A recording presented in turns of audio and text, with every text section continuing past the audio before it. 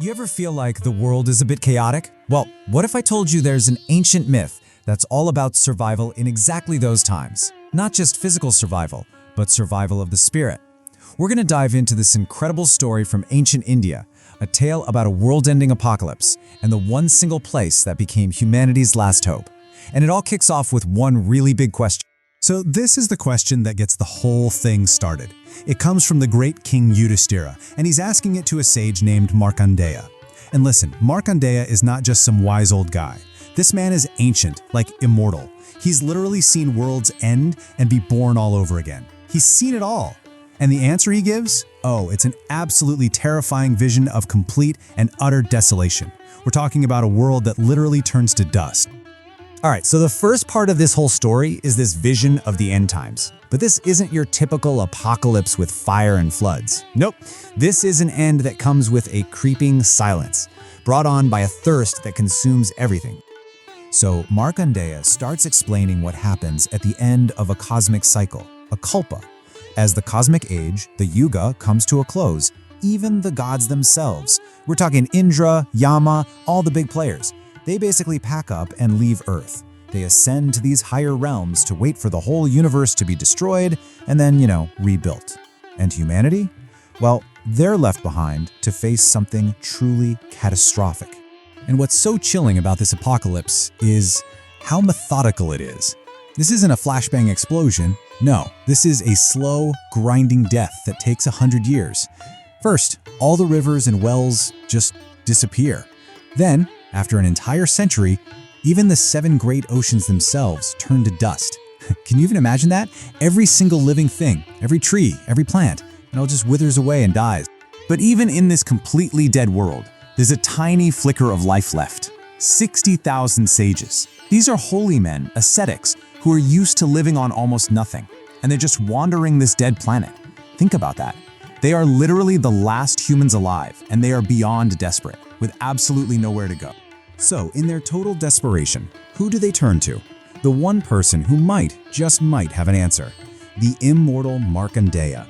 And their plea is it's heartbreaking. They've watched the entire universe dry up and die around them, and they're just begging for a way out, for some way to escape being completely wiped from existence. I mean, just stop and think about that for a second. When the oceans have turned to dust, where on earth could you go?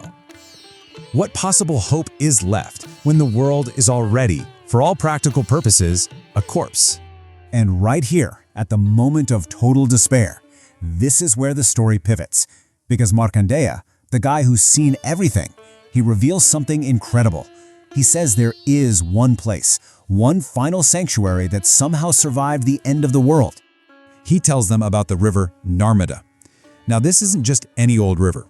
The story goes that it was born from the body of the great god Rudra, who you might know as Shiva. And because of this divine birth, it's eternal.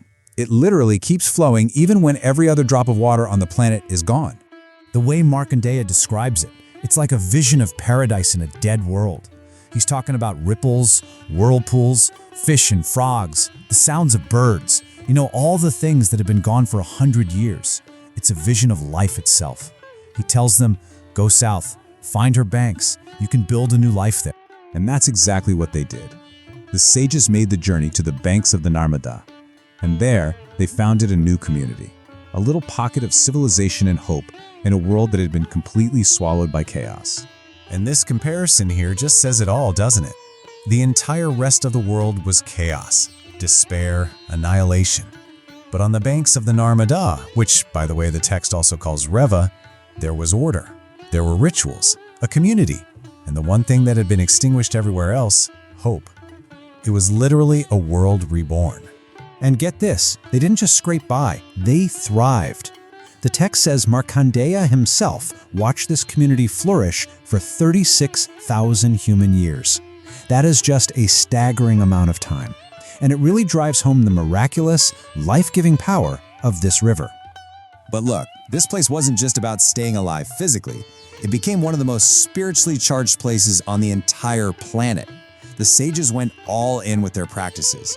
We're talking deep meditation, elaborate fire rituals, fasting for days, taking on these super intense vows, all of it in devotion to the divine. And all this focus on the spiritual stuff, it's all building to the story's real punchline. The Narmada River doesn't just save your body from a physical apocalypse. The text says it saves your soul from a spiritual one. That endless, painful cycle of being born, dying, and being reborn again. So the text gives us this really cool metaphor to explain it. It says, worshiping other gods is kind of like clinging to the branches of a giant tree. Yeah, you might get some temporary help, but you're still stuck out on a limb, you're still in the cycle. But worshiping on the banks of the Narmada, that's like going straight to the trunk of that tree, the tree of Ishana or Shiva. It's a direct line to moksha, to total and complete liberation. And the spiritual power here was just off the charts. It was incredibly efficient. I mean, look at this. Sages could achieve what's called siddhi, spiritual perfection, in shockingly short amounts of time. Some took 12 years, sure, but others did it in 6 months, or even an unbelievable 3 months. This river was like a spiritual supercharge. But here's the most amazing part. This salvation wasn't just reserved for the super devout sages. The text is very clear that the river's power is for everyone and everything. It says even worms, insects, and ants that die in the water get divine forms. Trees that fall in go straight to heaven, and any person who dies on its banks is liberated. I love this phrase they use. They do not taste the breast milk of mothers again. It's a powerful way of saying that cycle of rebirth is finally, truly over. Now, this is a really stark quote, I know. It's totally uncompromising, but it really hammers home the point of just how spiritually essential this river is supposed to be.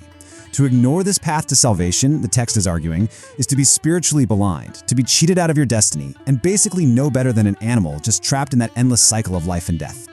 So, in the end, this ancient story leaves us with a really modern question, right? The myth of the Narmada, it's about more than just a literal river. It's a story about finding that sanctuary, that source of truth and stability when the world around you feels like it's falling apart. It makes you wonder, in our own lives, in our own crises, what's our Narmada? Where do we find our ultimate refuge?